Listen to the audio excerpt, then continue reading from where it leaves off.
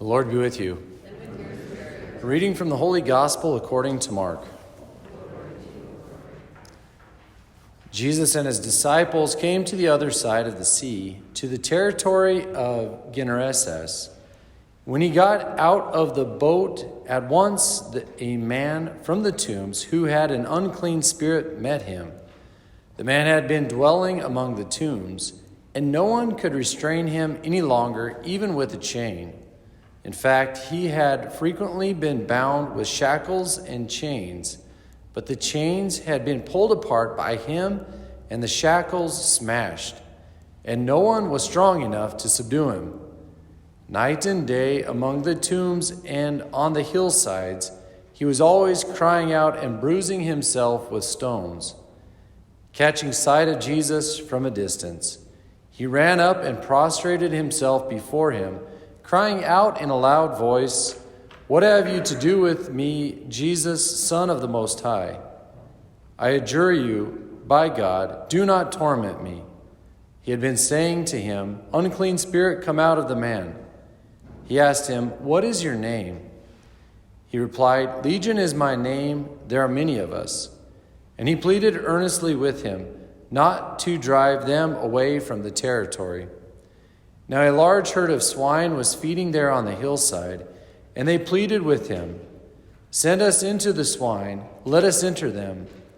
And he let them, and the unclean spirits came out and entered the swine. The herd of about 2,000 rushed down a steep bank into the sea, where they were drowned.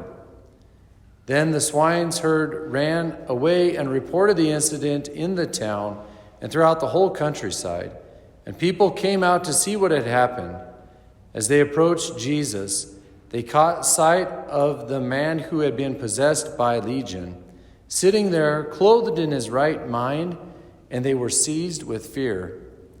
Those who witnessed the incident explained to them what had happened to the possessed man and to the swine. Then they began to beg him to leave their district. As he was getting into the boat, the man who had been possessed pleaded to remain with him, but Jesus would not permit him, but told him instead, "Go home to your family and announce to them all that the Lord in his pity has done for you." Then the man went off and began to proclaim in the Decapolis what Jesus had done for him, and all were amazed. The Gospel of the Lord.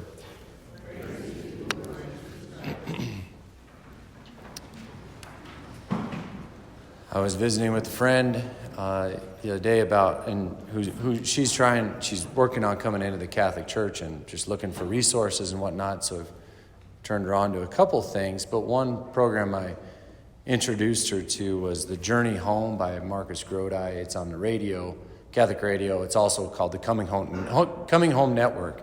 But there it's basically just testimonies of people who were part of other Christian faith traditions and made their way home to the Catholic Church and their testimony. And what's so beautiful about that is you can't argue with it. You can't argue with another person's experience, right? I mean, you might have, when you're reading the catechism, intellectual, I don't get it, or problems with that kind of stuff. But when somebody tells you their testimony, it's pretty hard to argue with. That's the beauty of that program. And I think just the power of testimony as well. And we see that in today's gospel, like, this man possessed by a demon, Jesus set him free from his demons. And what did he do? He went out and proclaimed, as the end of the gospel says, all that Jesus had done for him, and all were amazed, right? You can't argue with that experience. I think it's the same as for us.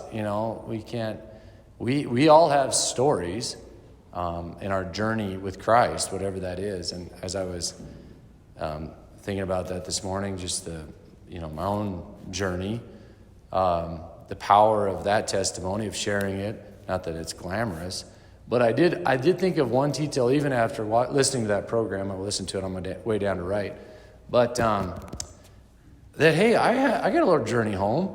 I was raised Catholic, and we always practice our faith. It was great, but I did have this one time, I remember it as a kid, that some cousins invited me to Baptist church thing one night, and we were sitting there, And the pastor's like praying and stuff.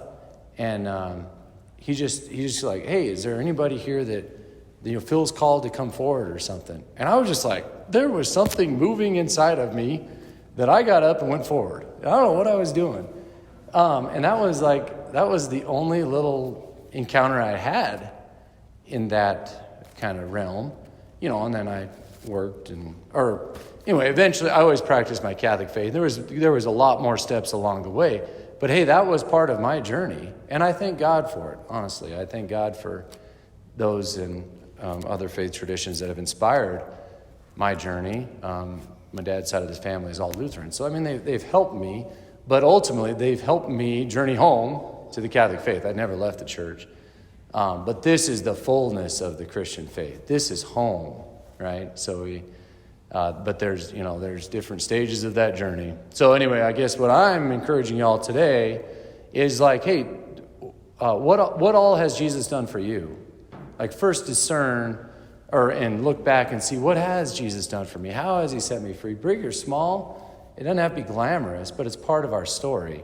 So first, acknowledge that reality, and then don't be afraid to share it. Because that kind of testimony is powerful in people's lives. You can't argue with experience. You can't argue with our personal experience. So first, reflect back. How has Jesus set me free? How has God worked in my life? And then don't be afraid to share it. We need to hear each other's stories.